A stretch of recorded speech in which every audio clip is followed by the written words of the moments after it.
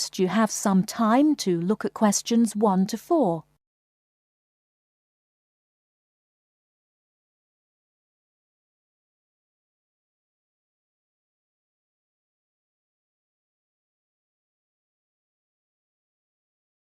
Now we shall begin. You should answer the questions as you listen, because you will not hear the recording a second time. Listen carefully and answer questions 1 to 4. Global Bicycle Tours, may I help you? Yes, thank you. I'd like to sign up for a bicycle tour. Which tour were you interested in? We have the River Valley Tour coming up in June and the Mountain Tour in July. The River Valley tour is in June. I thought it was in May. It actually takes place the first week of June. Oh, I see. Well, I can still do that. The River Valley tour is the one I want. Splendid. Just let me take your information. May I have your name, please? Carla Schmidt. That's Carla with a K, not a C. K-A-R-L-A. Thank you, Ms. Schmidt. Address? Do you need a street address, or can I give you my post office box? A post office box is fine. It's P.O. Box 257, Manchester. Thank you. OK, next. Will you be bringing your own bicycle, or do you want to rent one from us? I'll bring my own. Excellent. Now, we provide all the meals, so we need to know if you have any dietary restrictions. I don't think so. What do you mean? I mean, if there's any food you can't eat. Some people have food allergies or are vegetarian or have to avoid dairy products, things like that. Oh, I see. Well, yes, I'm a vegetarian. I never eat meat.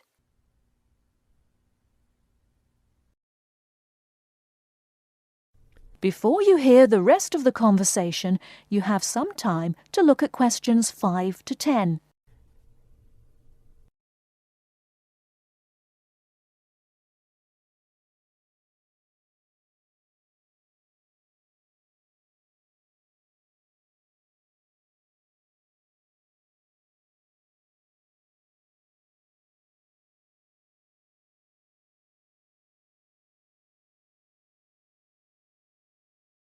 Now listen and answer questions 5 to 10. All right, I'll make a note of that. Now, the total cost of the tour is $750. That much? The price includes everything. Food, hotel, transportation, everything. Everything? Yes, everything. The only other thing is you'll want to tip the tour guide. We usually recommend 5% of the total tour cost. A 5% tip. I guess that's reasonable. In order to reserve your space on the tour, I'll need a 30% deposit. Do you need that right away? We generally ask for the deposit at least 4 weeks before the tour begins. The River Valley tour begins, 6 weeks from now. So you'll need to pay the deposit in 2 weeks. I think I can do that. I wonder if you could tell me something. How will our luggage be transported? Do we carry it on our bicycles? No, you leave that to us. We have a van that carries your luggage from hotel to hotel each day, so you don't have to worry about it. Great. I have a luggage rack for my bike, but I guess I won't have to bring that. No, you won't. But there are a few items we recommend that you bring. We can't control the weather, so you should bring a raincoat or rain gear. Yes, that's a good idea. And I should have my own spare tire too, shouldn't I? Actually, you don't need that, as our guide always carries some. And of course, you won't need maps either, since our guide has the route all planned. What about a water bottle? I'll need that, won't I? Yes, you should definitely have a water bottle. A camera would be a good idea too, since that tour goes through some very scenic areas. I have a guidebook of that area. I wonder if I should bring it along. We don't recommend guidebooks. It would just be extra weight, and the tour guide knows a great deal about the area. Yes, I see. Is there anything else I need to know? I think we've covered the important points. I'll send you a tour brochure, and you can call again if you have any questions. Thank you very much.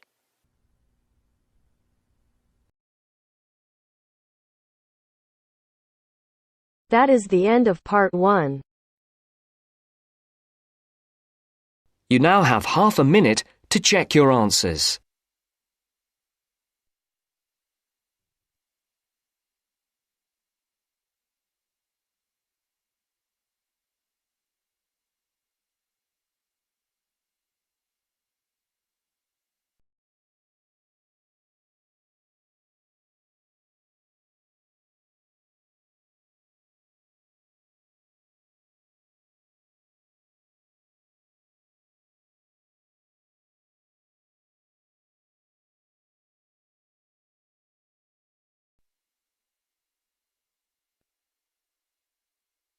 Now turns to Part 2. Part 2. You will hear an extract from a talk about employment interviews. First, you have some time to look at questions 11 to 14.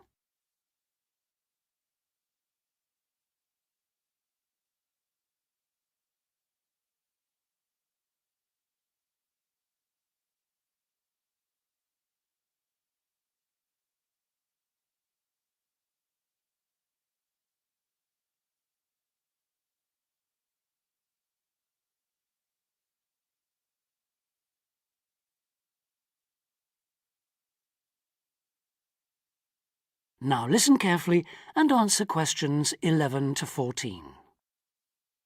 Today I have with me Sandy Richardson of the local Workforce Center, and she'll be talking about that critical step towards the goal of employment, the interview. Sandy, what is an interview for, and what's the best way to approach it? A job interview is simply a meeting between you and a potential employer to discuss your qualifications and see if there is a fit. The employer wants to verify what they know about you and talk about your qualifications. If you have been called for an interview, you can assume that the employer is interested in you. The employer has a need that you may be able to meet, so it's your goal to identify that need and convince the employer that you're the one for the job. As everyone knows, interviews can be stressful, but when you're well prepared, there's no reason to panic. Preparation is the key to success in a job search, and you can begin by collecting together all the documents you may need for the interview, such as extra copies of your resume, lists of references, and letters of recommendation. You could also take some work samples, selecting from what you have designed, drawn, or written, for instance. And make sure you have a pen and pad of paper for taking notes. The next step is to find out about the post. The more you know about the job, the employer, and the industry, the better prepared you will be to target your qualifications. Always request a job description from the employer and research employer profiles at the Chamber of Commerce or local library. You could also try to network with people who work for the company or with employees of companies associated with it. The next step is to match your qualifications to the requirements of the job. A good approach is to write out your qualifications along with the job requirements. Think about some standard interview questions and how you might respond. Most questions are designed to find out more about you, your qualifications, or to test your reactions in a given situation. If you don't have any experience or skills in a required area, think about how you might compensate for those deficiencies. Before you hear the rest of the talk, you have some time to look at questions 15 to 20.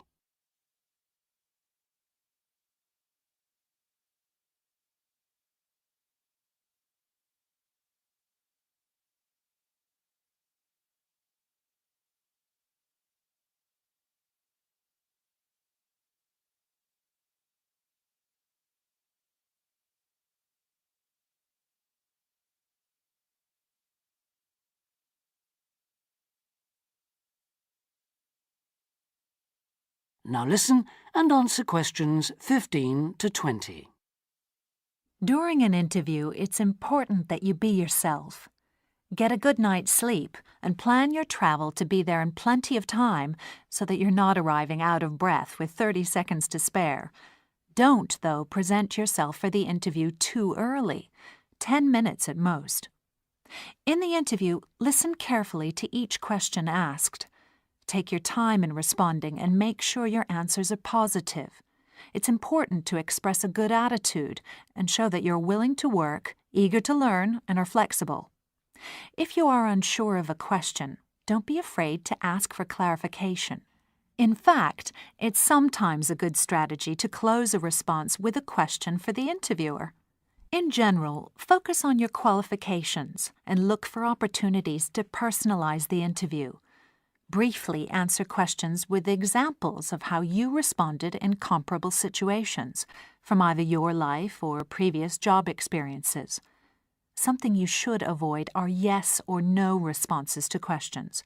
but don't dwell too long on non-job related topics. Use caution if you are questioned about your salary requirements. The best strategy is to avoid the question until you have been offered a job.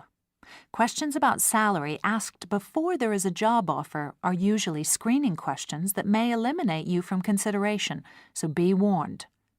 On the other hand, it isn't inappropriate to show your enthusiasm if your first impressions of the interview and of the employer are good ones. So, if the job sounds like what you are looking for, say so. Keep in mind that the interview is not over when you are asked if you have any questions. Come prepared to ask a couple of specific questions that again show your knowledge and interest in the job. Close the interview in the same friendly, positive manner in which you started. When the interview is over, leave promptly. Don't overstay your time. Think about the interview and learn from the experience. Evaluate the success and failures. The more you learn from the interview, the easier the next one will become. You'll become much more confident. To close, here are a few more tips. First, maintain good eye contact throughout the interview and be aware of nonverbal body language. Second, dress a step above what you would wear on the job. Go to the hairdressers, have a shave, etc. Remember that your appearance is a key indicator of whether you have the right attitude, so it can pay to give some thought to how you look. And finally, don't be a clock watcher. That is the end of part 2. You now have half a minute to check your answers.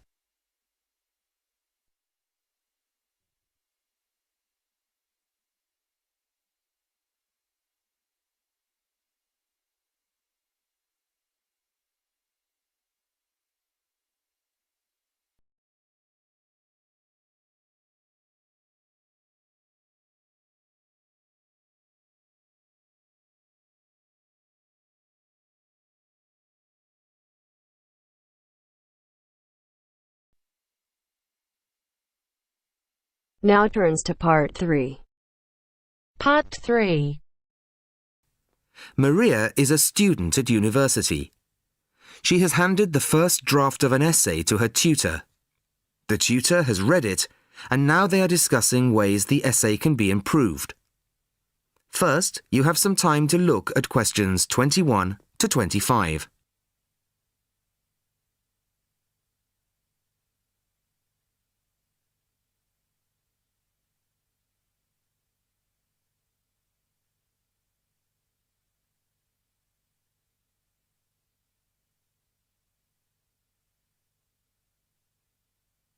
Listen carefully to the first part of the conversation and answer questions 21 to 25.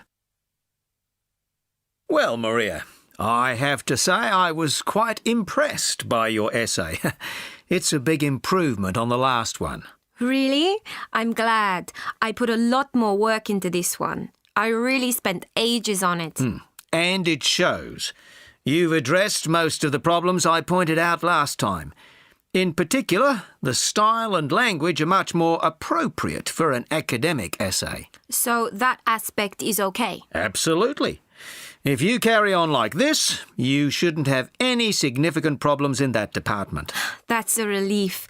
I've been quite worried about that, although I've been reading a lot of other essays to try to get the right style. Well, I'd say you've been successful. There are just one or two minor things you could look at. Your punctuation's quite basic. It's really just full stops and commas. And parentheses. Brackets? Yes, brackets if you prefer. In academic writing, these are best used only occasionally, if at all. You use them rather too often. Okay, I see. And I'm sorry to mention it, but your spelling. I know. But I'm working on a foreign computer. The spell checker doesn't work for English. Are you sure? Have you tried changing the setting to English? No, I haven't. Well, I should see if that's possible. I haven't marked you down this time, but, well, some of my colleagues are a bit old-fashioned about spelling. I'd try to get that sorted out if I were you. Okay, I understand. I'll try to change the setting. Before you hear the rest of the conversation, you have some time to look at questions 26 to 30.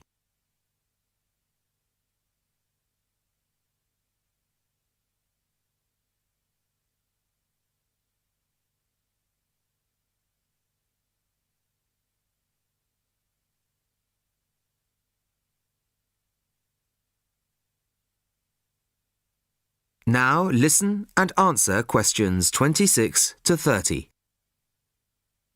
The only major problem I have with the content of your essay is the introduction. The introduction should, well, introduce the theme of the essay.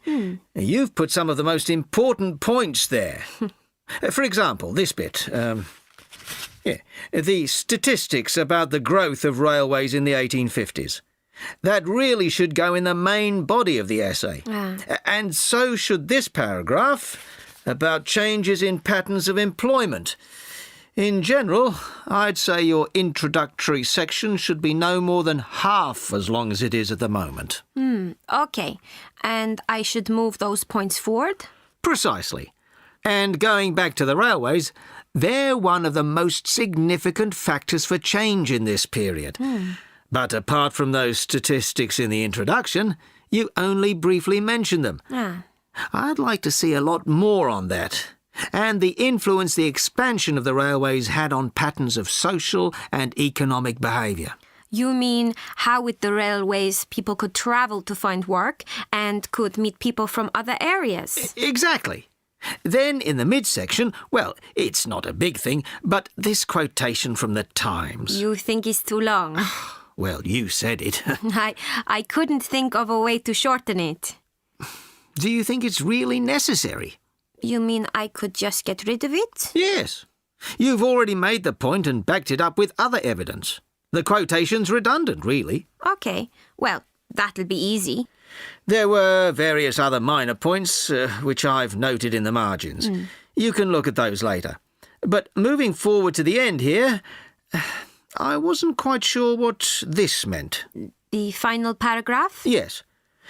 Are you saying that, on the whole, the changes of the mid-19th century tended to improve the lives of ordinary people or not? It's not very clear. It's not? No, it isn't. I'd add a few lines clarifying your position. Okay. When do you want the final draft? No, the end of term will be fine. But there was just one other thing, the bibliography. Did you really read all these books? No. Just the books you actually consulted will be fine. You don't need to include everything ever published on the subject. Right, okay. Thanks. Bye. Goodbye.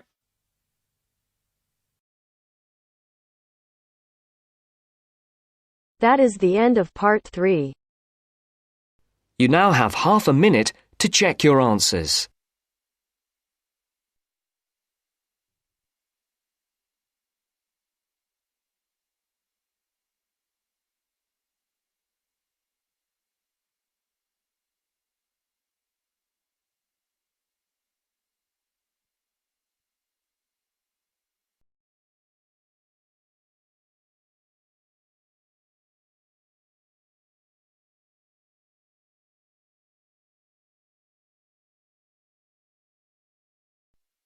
Now turns to part 4. Part 4. Now listen to the second part of the lecture. As you listen, complete the notes below. First, you have some time to look at questions 31 to 40.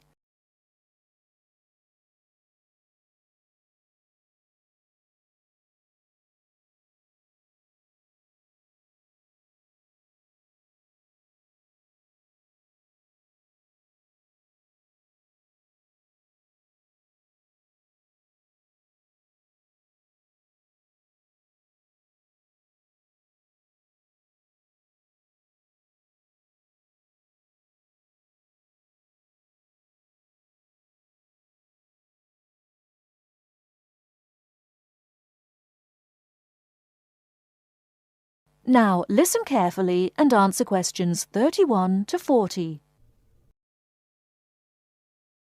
Many typically American characteristics, individualism, self-reliance, informality, punctuality, and directness, are a result of those values mentioned earlier.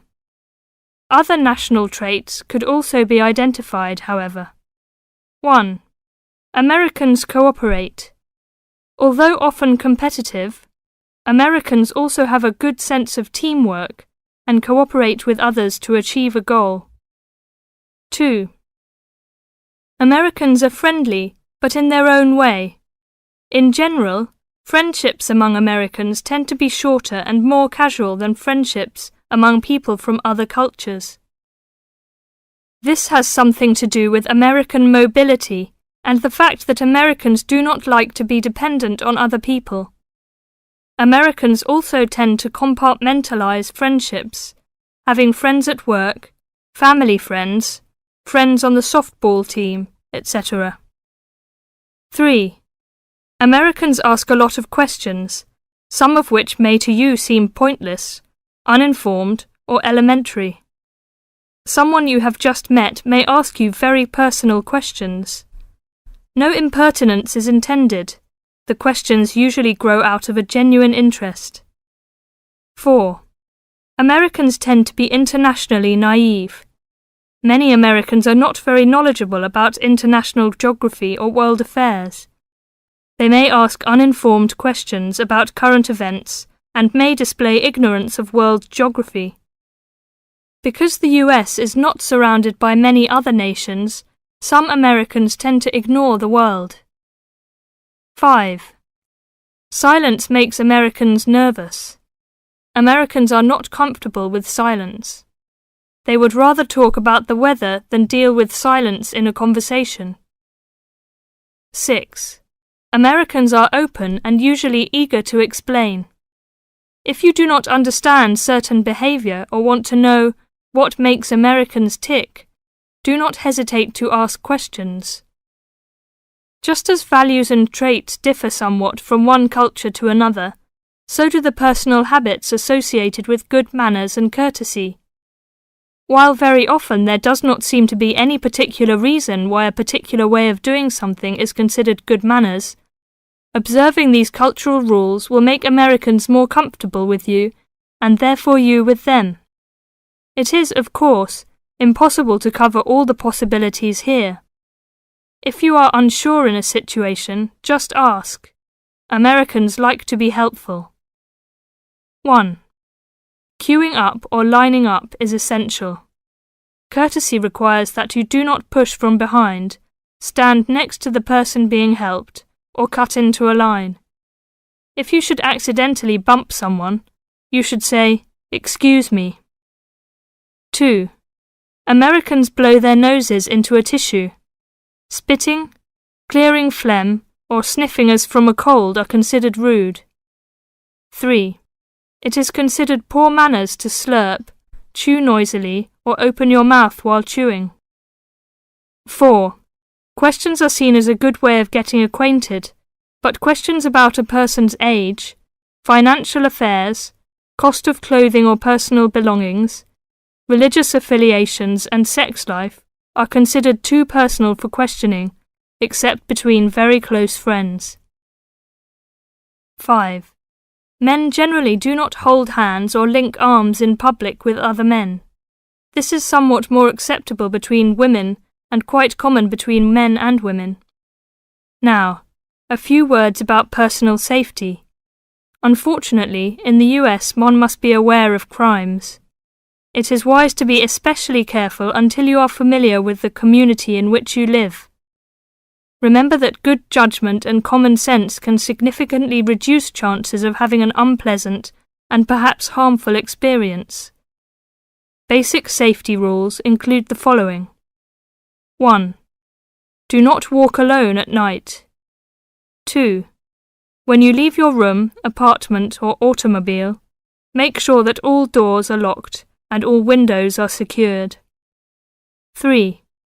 Do not carry too much cash or wear jewellery of great value. 4. Never accept a ride from a stranger. Do not hitchhike and do not pick up hitchhikers. 5. Be careful of purses and wallets, especially in crowded metropolitan areas, where there may be purse snatchers and pickpockets. 6. If a robber threatens you, at home or on the street, try not to resist unless you feel that your life is in danger and you must fight or run away. Give up your valuables as calmly as you can, and observe as much as possible about the robber to tell the police when you report the crime. A final note. Keep an open mind. Don't judge what you see as right or wrong, but make it a challenge to try to understand the variety of American behaviours which you may observe. You certainly do not have to participate in something you disagree with, but you can try to understand it.